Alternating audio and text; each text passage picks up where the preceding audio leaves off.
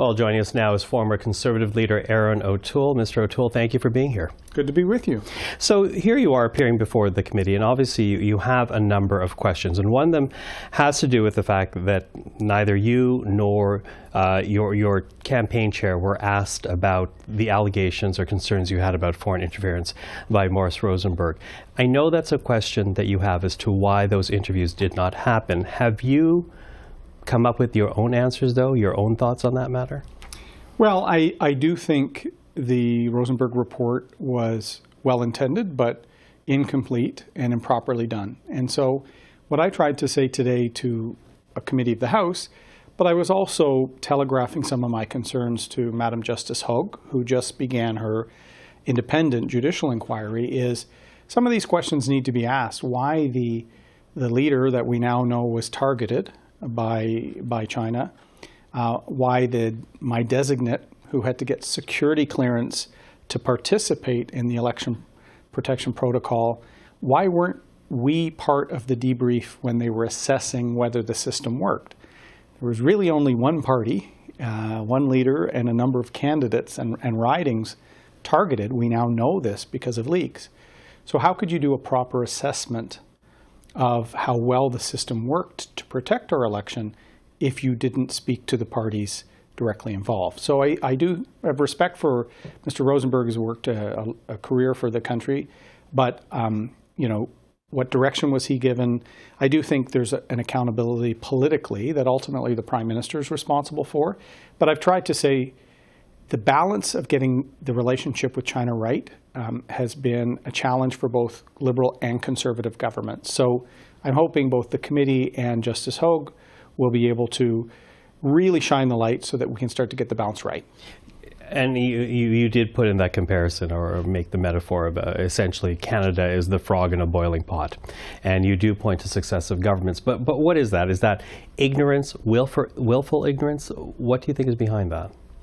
No, it's two things. One, the importance of China as an economic actor.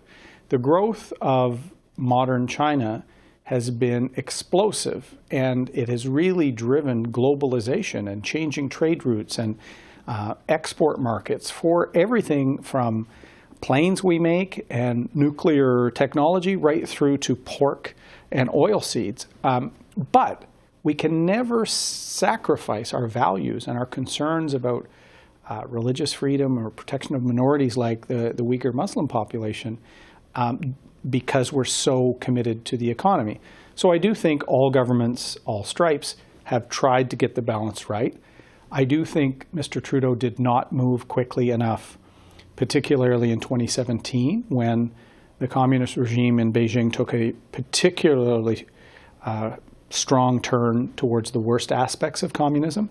I've spoken when we created the Canada-China Committee in 2019 about even my own experience as a lawyer in the private sector. All big companies were chasing strategies to do more trade and work with China. But we can never do that at the expense of our values as a country. And that's what foreign policy has to be, a mixture, Michael, of economic interests, but not sacrificing our values, our core values of freedom, respect for others, you know, tolerance, diversity, and protecting minorities. So I hope we start to do a bit of a reset. Mm-hmm. A bit of a reset, but before that reset gets there, you know, your former parliamentary party colleague Michael Cooper, he asked you, given the fact that members of the Privy Council knew of China interference with you and members of your party 2 years before there was any admission from the Prime Minister or any government level or the briefing that you got from CSIS, he asked whether or not the Prime Minister owes you an apology. Do you think he does? Well, look, I'm out of politics now. I'm only here on the Hill because I do want our country to get this right. I was called as a witness. I was briefed by CSIS about interference with respect to me, like Ms. Kwan, like Michael Chong. And so I want to be productive, but there are so many questions about reports from the Parliamentary Oversight Committee, NCI COP in 2019, reports to the Prime Minister early in 2021, the report about an official and Michael Chong's family just a couple of months before the election. Yet when the election started, we were told by the process and by senior figures that there was really nothing to be concerned about. We now know that that, in my opinion, is not an accurate assessment. So I didn't come to seek an apology. I'm very proud of the work that both myself and my family committed to public life, but I care deeply about the country. So I want us to get the balance right. So I'm very happy Mr. Trudeau finally relented and appointed an independent judicial inquiry. So I'd rather us get the balance right than get an apology or anything like that. But I don't want to see yet another election where some voices in Canada may not have voted or may have been pressured in exercising their right. Whether you've been a citizen for 10 minutes or 10 years, you should be able to vote free from any intimidation in this country, regardless of where you live. Mm-hmm. Well, you mentioned Justice Hogue more than once. You mentioned the inquiry now underway. But, an interim report is not expected before February. And then we'll see where the chips lie there. But in the meantime, there are still concerns about foreign interference. That has not gone away. Is there something you'd like to see from the government right now, between now and when that interim report is expected? What can we do as a country to better prepare ourselves against foreign interference? Well, there's a few things that have been debated for many years. And in fact, my former colleague, Kenny Chiu, who I believe was one of the most targeted candidates in the last election, the Foreign Agent Registry, I think is something that's critical. Other allies have done. And it's about transparency. There will be a lot of people that in business and other relationships might represent an outside country or enterprise, much like the lobbyist registry. As long as there's transparency, we can see if there's any, agendas at play. But without a registry, we don't really know whether certain voices are making a case on a certain issue because of financial motive, because of political motive. So that's certainly one thing. I would like to see more trust of parliamentarians. So if ever a senator or a member of parliament, if the intelligence agencies know they're being targeted, or they've acted in a way that's raising suspicion, it should be brought to their attention immediately. The fact that Mr. Chong learned about his family being surveilled and specifically targeted through the newspaper, that's inappropriate. And I think most Canadians know that. So I talked a little bit about the three Michaels, Michael Kovrig, Michael Spavor, who we as a country waited for their return from unlawful detention. I think the country was also quite shocked by the case of Michael Chong and the fact that his family in Hong Kong potentially had risks. So let's learn from this. Let's have some flexibility, I think, even before Justice Hogue presents her preliminary findings. Mm-hmm. You have always had a very clearly articulated policy and thoughts when it came to China from the moment you came to Ottawa. And so I wonder, how should we view China? It's still our number 2 trading partner. Part of that is because Canada actively sought out contracts with Chinese companies. Is that something that needs to change? Do we need to turn our backs on China and find another partner? No, but we should be very clear that our values are not for sale.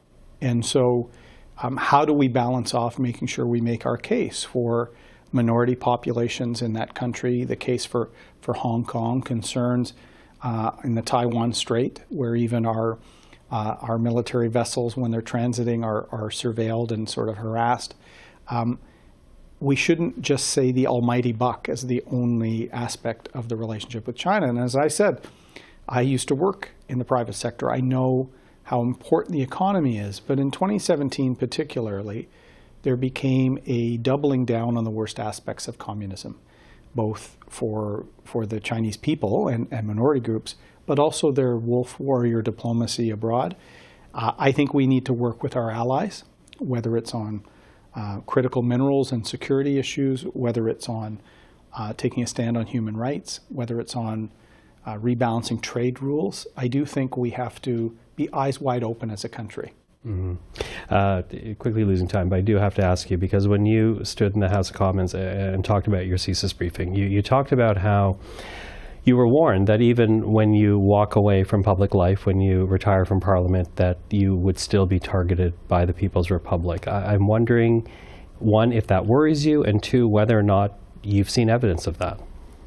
I've not seen evidence of that, and I often jest that that's one of my parting gifts from politics. But look, my first form of public service was in the military, and I believe in putting the country and our interests and our values first. My family has always had that approach with our time in public life. So while, of course, I always worry about my family, I think making the case in a way that defends our interests, but the Chinese-Canadian diaspora are coming here for the freedom and to be able to live and vote for whomever they want, free of intimidation. They deserve a voice, and I've tried to be that. And I do think the incredible opportunity if China actually embraced human rights and moved away from the worst aspects of communism, they could actually be a true global leader, as opposed to one that has the democratic world kind of worried. So let's hope we see a better future for China. But in the meantime, we have to bolster our defenses and our protections of our democracy, of our institutions. We have to work with our allies on critical minerals, on intellectual property. It's a time where I think the world is finally waking up. When the Five Eyes intelligence leaders of our closest allies, including David Vignon from CSIS in Canada, go on 60 Minutes in Washington to talk about concerns with China, a group of people that usually never speak to the media, the world is kind of waking up to the fact that we have to engage pragmatically, respectfully, but always put our interests and values first. Erin O'Toole, I appreciate the time. Good to see you. Good to see you again.